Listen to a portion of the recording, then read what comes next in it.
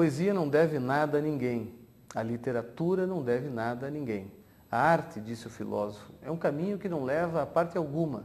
É claro, hoje, no mundo do marketing, das embalagens e das listas de mais vendidos, não é bem assim que ela é vista.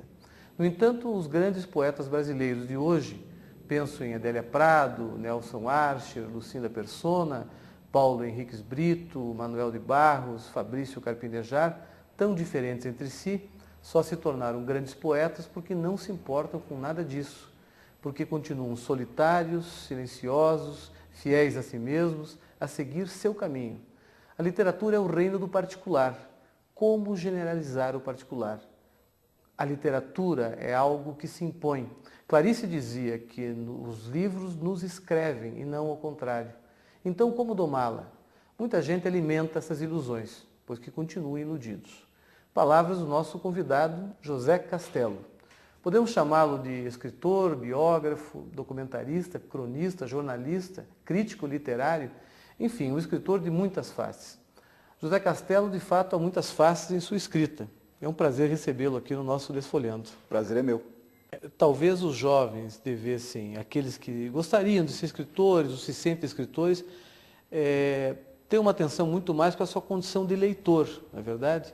Porque, claro, ele vai colocar a si próprio na sua literatura, na sua poesia, mas ele, dependendo do que ele leia, da qualidade do que ele leia, muito provavelmente ele será um escritor de um ou de outro tipo, não é isso?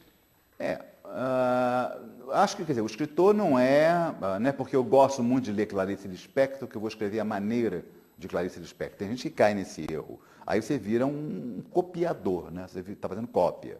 Agora, ler é fundamental para a formação do escritor, né? Muito mais do que aprender regras do escrever bem, né? Porque quando você lê, e se você lê os grandes escritores, você começa a descobrir que cada grande escritor segue uma estrada completamente diferente da outra.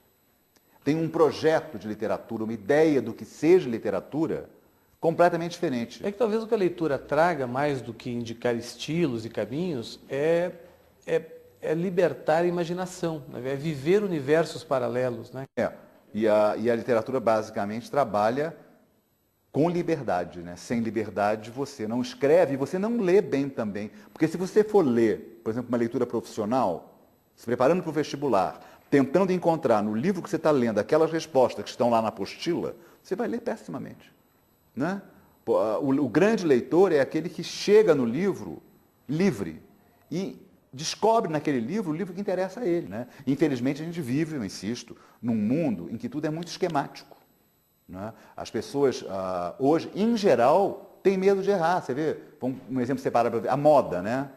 Então hoje a pessoa vai a uma festa de casamento, a grande preocupação é se vai usar tal roupa, mas ninguém vai usar. Será que eu ponho uma gravata de tal jeito? Não, acho que isso não está mais usando. As pessoas estão sempre tentando não errar. Em todos os setores da vida, as pessoas se comportam com grande medo de errar. Por quê? Porque nós todos estamos muito massacrados por padrões de moda, de comportamento, de etiqueta, de marketing. A publicidade iguala muito a vida da gente. Como é que você conduz as oficinas literárias que você organiza? De que a oficina literária existe para ensinar o aluno a escrever. E aí, o que é se ensinar a escrever? É, de novo, a coisa da receita de bolo. É ensinar determinadas regras, truques, que se o cara fizer bem, ele acha que vai ser um bom escritor. Eu acho que a literatura, é muito mais do que um processo de educação, ela é um processo de deseducação.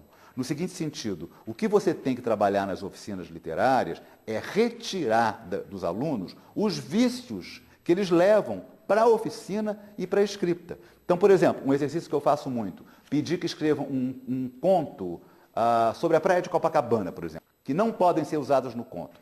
Praia, areia, biquíni, água de coco, chope, calçadão, mar, onda, todos os clichês que nos vêm à cabeça sobre a praia de Copacabana, associado. Escrever é descobrir uma visão nova sobre aquilo. Porque se você trabalha com clichê, todo mundo vai escrever a mesma coisa sobre a praia de Copacabana, sobre Curitiba, sobre Brasília, sobre qualquer lugar.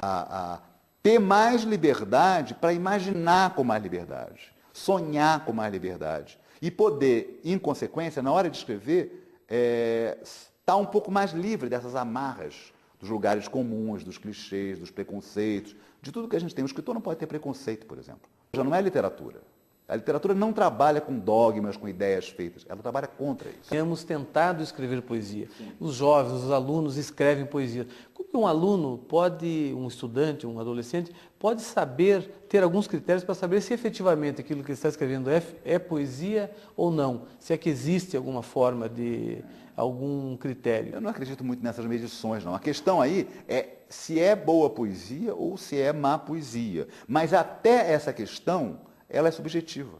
As sombras interessantes de como a Clarice pode se tornar uma obsessão. Porque o Cazuza, você me dizia que um dos livros, Água Viva, da Clarice, foi lido pelo Cazuza, você o entrevistou 3 anos antes da sua morte, ele já havia lido mais de 100 vezes o livro. Né? Os grandes escritores têm essa capacidade, né, de hipnotizar seus leitores, né?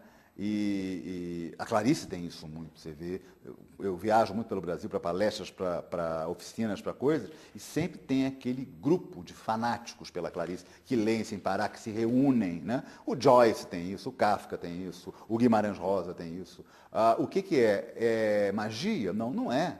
É a sedução daquela coisa única. E daquele universo. Né? Daquele universo único, que ninguém mais tem igual. Então, essa relação do leitor com o livro, ela é absolutamente íntima e ela é secreta. O que leva alguém a sintonizar com o livro é uma coisa que você não consegue nem dizer para outra pessoa. Né? Cada leitura é particular. O Fantasma para você é um livro, para outra pessoa é outro livro. Por quê? Porque o livro só existe, o Roas Bastos dizia isso, eu acho genial, o livro só existe na cabeça do leitor. Isso que tem aqui é um monte de papel com letra impressa, que vão vender na livraria e ganhar dinheiro. O livro mesmo só está na tua cabeça, na minha cabeça, na cabeça de cada um deles. Castelo, obrigado por você participar conosco. E eu queria que você deixasse uma palavra final aos estudantes paranaenses da rede pública, através da nossa TV Paulo Freire, e aos professores de literatura, de português, que vão ver o nosso programa. Aos professores eu diria, eu pessoalmente, por favor, não sou dono da verdade, mas eu faço uma distinção entre professor e mestre. E eu prefiro os mestres. O professor é aquilo que já sabe o que vai ensinar.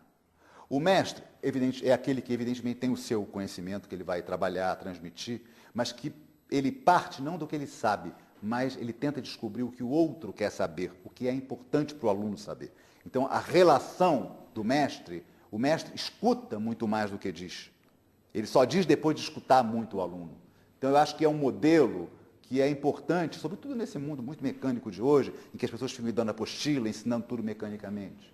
E para os alunos, eu acho que a melhor coisa a dizer em relação à leitura é que a leitura não é a leitura dos clássicos, não é a leitura dos grandes autores, não importa. A leitura é uma aventura, e é uma aventura interior, que você faz sozinho, sem ninguém mais, né? Como testemunha, inclusive, né? E é uma aventura em que você está sozinho, mas também que você está com a máxima liberdade. Então, se você consegue descobrir a leitura como aventura, ela se torna o grande barato que ela é. Né? Acho que você vê a leitura como obrigação, como material de estudo, ler com medo para depois saber e poder responder as perguntas. Isso não é leitura, isso aí é outra coisa. Leitura é aventura, e é aventura interior, é aventura íntima. E aí, nisso, a leitura se aproxima da literatura. Da literatura, claro. Então tá bom. Castelo. Obrigado. Obrigado. Foi um prazer.